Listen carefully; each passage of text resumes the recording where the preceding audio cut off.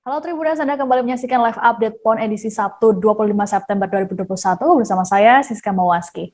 Kami akan menyajikan informasi terkini seputar kegiatan Pekan Olahraga Nasional ke-20 yang saat ini mulai berlangsung di Papua. Bersama dengan sejumlah rekan wartawan kami yang sudah siap dengan laporannya masing-masing di lokasi. Kita ikuti live update PON 20 Papua selengkapnya. Kita awal informasi pertama. Tim Karate Papua menyatakan siap tampil dalam Pekan Olahraga Nasional atau PON 20 Papua Oktober mendatang. Disebutkan bahwa cabang olahraga bela diri ini berpotensi akan mendulang emas pada laga PON Papua.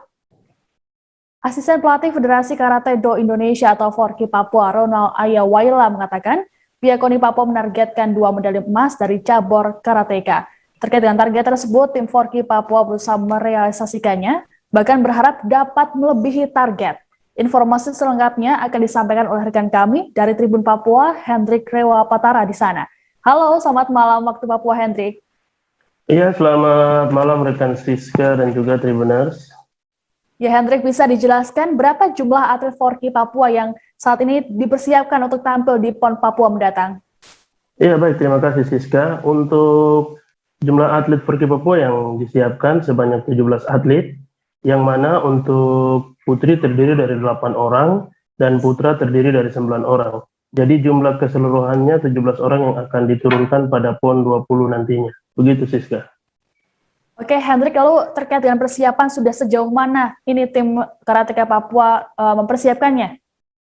Iya, dari wawancara bersama asisten pelatih, ia mengatakan sudah 2 tahun lebih tim dari Forki Papua ini melakukan TC dan juga dengan materi selama TC itu mereka sangat optimis berikan yang terbaik untuk Papua. Begitu Siska. Oke, Hendrik, lalu terkait dengan jadwal pertandingan karate sendiri akan dilaksanakan kapan dan juga di mana? Iya baik, untuk jadwal di cabur karateka sendiri akan ditandingkan pada 11 Oktober hingga 14 Oktober mendatang. Begitu Siska. Oke, baik. Tribuners, rekan kami tadi juga sempat berbincang dengan asisten pelatih Forki Ronald Ayawaila terkait dengan persiapan pertandingan menuju PON Papua mendatang. Berikut adalah tayangannya. Ada berapa jumlah dari tim putri maupun putra yang besok bertanding di PON 2021 ini? Putri terdiri dari 8, putra kita semua 17, 9. 9 ya? Main dari ada komite beregu, ada komite perorangan, ada kata beregu, ada kata perorangan. Persiapan untuk menyambut PON besok ini sudah berapa lama ini? Kalau TC ditambah dengan TC waktu gagal sudah 2 tahun lebih. Kemarin kita sempat 9 bulan di Depok. Corona pertama kita kembali latihan di sini 5 bulan, kita balik lagi ke Bali uji coba latihan bersama simulasi dengan tim lagi, kemudian dengan tim karate Oksigen. Dari KONI menargetkan di kita Forki 2 emas. Ya, kita akan berusaha untuk mendapatkan 2 emas, bahkan lebih dari itu kita punya ini untuk berbuat lebih baik lagi. Apalagi PON ini ada di tanah Papua, kita harus buktikan. Karate ini apakah ada atlet dari luar atau semuanya itu punya anak-anak dari Papua? Ada atlet dari luar, kebetulan untuk kata bergu kita tidak punya. Kita ada ambil atlet dari luar, itu dari Jawa Barat, 2 putra, 2 putri. Kebetulan dari Jawa Barat 2 putra, 2 putri ini yang 2 putra, ini juara 1 kejurnas NKI ada 1 orang, terus yang 1 juara 1 PON tahun lalu. Dan yang 2 putri ini ambil dari Depok, bekas juara-juara kejurnas perguruan. Oke. Masih umur 18 tahun. 18. Beralih ke informasi selanjutnya, tim Polo Air Putri DKI Jakarta menang telak atas tim Polo Air Putri Papua pada pertandingan di PON Papua yang digelar pada Sabtu 25 September. Dalam pertandingan ini, skor yang dihasilkan yakni 23 untuk DKI Jakarta. Meski begitu, laga yang berjalan 4 babak itu berlangsung seru lantaran kedua tim saling menyerang. Namun, dalam pertandingan ini, tim tuan rumah tidak mampu menahan serangan demi serangan yang dilancarkan oleh tim DKI. Saat ini kami sudah terhubung dengan Calvin Erari, jurnalis Tribun Papua yang akan melaporkan terkait pertandingan tersebut. Halo, selamat malam Calvin. Ya, halo Siska. Ya, Calvin, bisa dijelaskan apakah sebelum melawan tuan rumah, DKI Jakarta sempat memikirkan untuk mengalahkan dari tim Papua ini? Iya, baik Siska. Sebelum bertanding melawan tim Papua sendiri, DKI Jakarta sempat memang memikirkan bahwa tim Papua ini selaku sebagai tuan rumah memang diakui cukup kuat, namun hasilnya di pertandingan tadi akhirnya tim Jakarta sendiri bisa menang hingga memiliki atau menghasilkan 20 gol pada tim Papua. Demikian Siska. Oke. Lalu terkait dengan hasil pertandingan tersebut, apa tanggapan ataupun respon dari pelatih setelah mengalahkan tuan rumah? Iya Siska, setelah tadi berbincang-bincang dengan pelatih, mereka cukup senang dan tidak bersangka-sangka bahwa bisa berhasil memenangkan pertandingan tersebut dengan hasil gol yang cukup memuaskan. Dengan jumlah gol 20, sementara untuk Papua sendiri 3. Demikian Siska. Oke, baik. Calvin, adakah informasi tambahan yang akan Anda sampaikan kembali kepada Tribunes? Iya, Siska. Atas hasil kemenangan mereka, akhirnya pelatih maupun tim polo air Putri DKI Jakarta mengucapkan terima kasih kepada masyarakat, khususnya untuk masyarakat DKI Jakarta atas seluruh dukungan doa yang telah diberikan kepada mereka yang mampu hingga menghasilkan hasil yang terbaik dalam event Pekan Olahraga Nasional ini. Demikian, Siska. Baik, Tribunes, kami akan menampilkan pernyataan dari pelatih polo air Putri DKI Jakarta Diki Sihaan terkait hasil pertandingan tersebut. Berikut adalah tayangannya. Puji Tuhan, kembali DKI tim Putri ini menang untuk pertandingan kedua ini. Pertama melawan tuan rumah yang sebelumnya memang kita perhitungkan akan seru dan ketat, akan jadi ketat permainannya mungkin di babak-babak awal ya, sampai babak 3 diperkirakan sampai seperti itu. Tapi saya tidak tahu apakah endurance dari pemain tim Papua sendiri, karena kemarin baru bertanding, dia sudah mengalami kelelahan yang kita nggak tahu, tetapi yaitu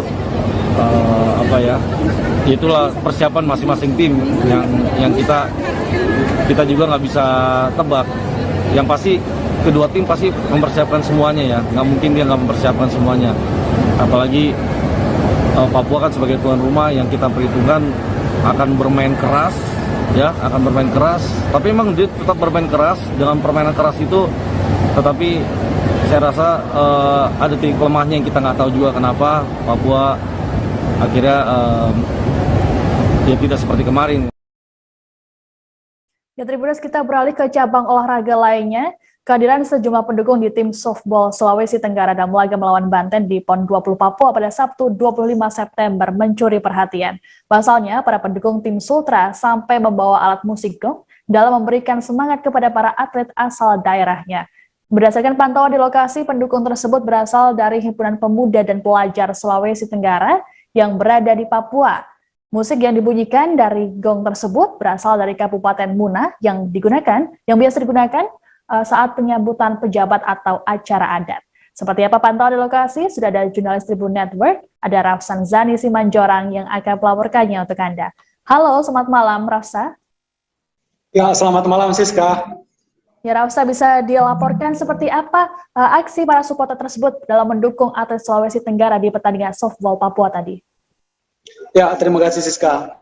Memang ada hal yang cukup unik yang terjadi di pertandingan softball antara Sulawesi Tenggara melawan tim softball Banten di lapangan softball Universitas Cendrawasih Jayapura tadi, di mana Himpunan Pemuda dan Pelajar Sulawesi Tenggara yang ada di Papua itu berkumpul bersama di Tribun Selatan mendukung tim ataupun atlet kebanggaan Sulawesi Tenggara yang bermain melawan Provinsi Banten. Dan uniknya mereka memainkan alat musik gong, yang dimana alat musik ini merupakan alat musik yang digunakan untuk tarian silat, seperti itu Siska. Oke, Rafsa bisa dijelaskan apa makna musik gong yang dimainkan oleh para supporter tadi? Ya, terima kasih Siska. Ya, musik gong yang mereka mainkan itu merupakan musik ciri khas daerah Kabupaten Muna yang terletak di Sulawesi Tenggara, yang biasanya memang digunakan untuk mengiringi tarian silat. Nah, tarian silat ini biasanya ditampilkan pada acara-acara tertentu seperti penyambutan pejabat besar, kejuaraan nasional, bahkan kejuaraan lokal, serta acara adat. Nah, selain itu, mereka menampilkan tarian ataupun sedikit tadi musik dari gong ini untuk membakar semangat dari atlet dari Sulawesi Tenggara dan membuktikan bahwa pemuda dan pelajar Sulawesi Tenggara hadir di tengah-tengah kehadiran atlet Sulawesi Tenggara. Seperti itu, Siska. Oke, lalu apa harapan supporter pada kontingen atau atlet dari Sulawesi Tenggara di PON Papua ini? Ya, terima kasih, Siska. Harapan yang diinginkan oleh supporter memang cukup beragam. Ada yang berharap bahwa Sulawesi Tenggara bisa meraih juara umum dan membawa pulang gelar juara umum, maksud saya, ke Sulawesi Tenggara. Namun ada juga yang berharap tidak mempermasalahkan juara 1, 2, atau 3, melainkan mereka hanya ingin membuktikan bahwa PON Papua bisa sukses dan juga membuktikan kebersamaan bahwa pelajar pemuda yang ada di Sulawesi, yang berasal dari Sulawesi Tenggara yang ada di Papua ini kompak dan selalu ada untuk atlet ataupun untuk kontingen Sulawesi Tenggara. Seperti itu, Siska. Jadi mereka ingin membuktikan bahwa mereka hadir di tengah-tengah atlet dari Sulawesi Tenggara. Baik, Tribuners, jurnalis kami juga sempat melakukan perbincangan dengan perwakilan Hipma Sulawesi Tenggara di Papua. Berikut adalah tayangannya. Kami dari supporter Sulawesi Tenggara dan yang tergabung dalam himpunan pemuda dan pelajar mahasiswa Sulawesi Tenggara yang mewakili Pemda Sulawesi Tenggara yang ada di Tanah Rantau, kami sangat bersyukur dan bangga. Ini atlet Sulawesi Tenggara, kebanggaan kami yang hadir di timur Indonesia, yaitu di Papua, khususnya di Kota Jayapura.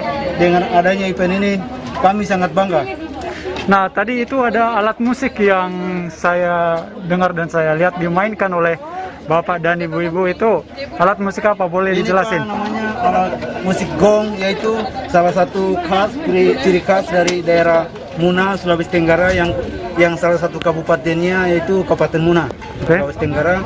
Dan ini namanya tarian silat, biasanya dipakai pada saat-saat hari penting, macam mungkin penyambutan pejabat besar atau dalam acara-acara event-event mungkin kejuaraan tingkat nasional atau tingkat lokal, mungkin di tingkat penerimaan adat itu juga biasa dilaksanakan dengan acara adat.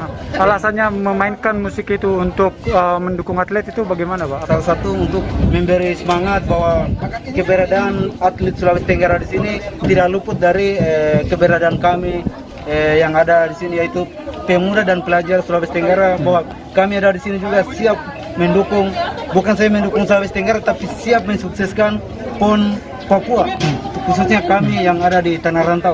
Harapannya terhadap atlet dari Provinsi Tenggara apa saja?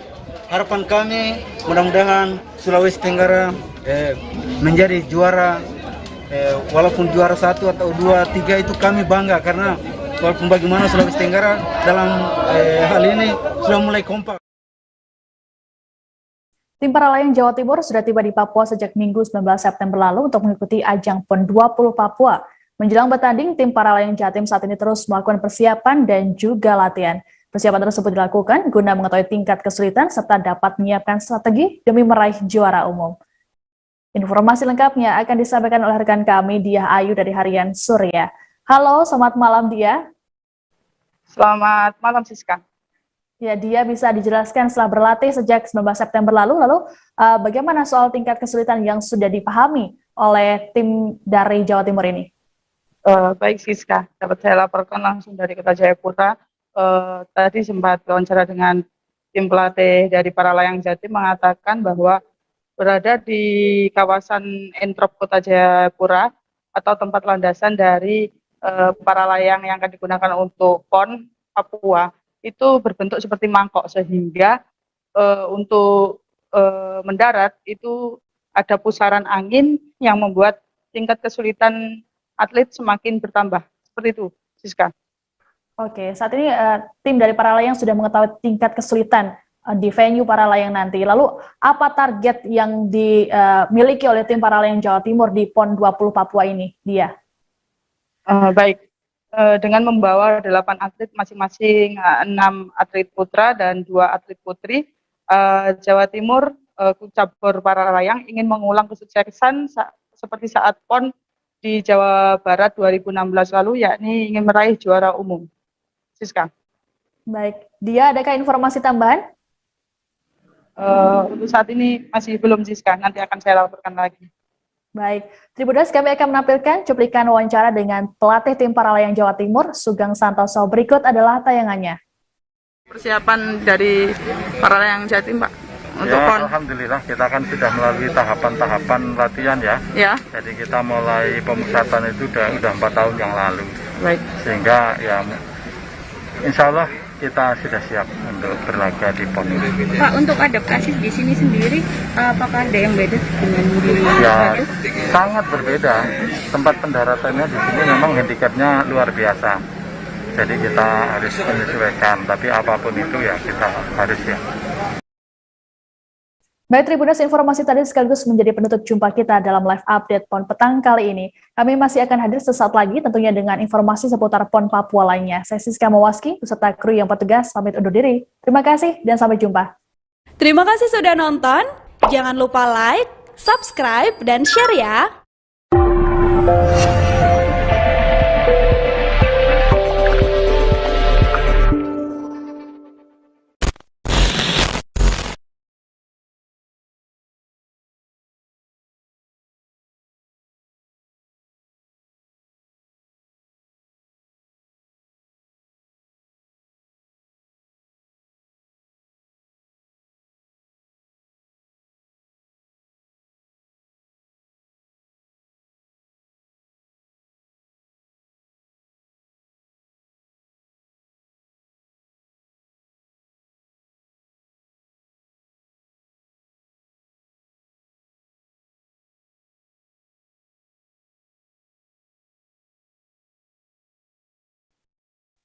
Halo Tribuners, Anda kembali menyaksikan live update PON Papua bersama saya Siska Mawaski. Kami akan menyajikan informasi terkini terkait dengan pertandingan sejumlah cabang olahraga pada PON 20 Papua. Langsung saja kita ikuti live PON Papua 20 selengkapnya. Ya, kita ke informasi pertama, pertandingan polo air putri PON Papua pada hari ini Jumat 24 September mempertemukan antara tim Jawa Barat dan tim tuan rumah Papua. Laga ini berlangsung di Stadion Akuatik Kampung Harapan, Kabupaten Jayapura, Papua. Dilaporkan bahwa pertandingan kali ini berlangsung meriah. Adapun pertandingan ini dapat disaksikan langsung oleh penonton, namun hanya boleh dihadiri sebanyak 10% dari kapasitas 1.300 penonton. Untuk mengetahui keseruan pertandingan ini, saat ini sudah tersambung dengan wartawan Tribunnews.com. Ada Rafsan Zani di venue polo air. Halo, selamat petang Rafsan. Ya, selamat petang waktu Jawa, selamat malam waktu Papua. Ya Siska. Ya, Rafsan, bisa dilaporkan seperti apa keriuhan ataupun suasana saat pertandingan polo air putri Jawa Barat versus Papua tadi? Ya, terima kasih Siska. Memang di pertandingan polo air putri antara Jawa Barat melawan tuan rumah Papua tadi memang cukup meriah, di mana dengan hadirnya puluhan penonton ya, di mana penonton yang hadir itu memang sudah memenuhi syarat, di mana syarat yang diberikan yaitu minimal sudah divaksin minimal dosis pertama, dan itu dapat dibuktikan lewat aplikasi Peduli Lindungi serta hasil print dari sertifikat vaksin.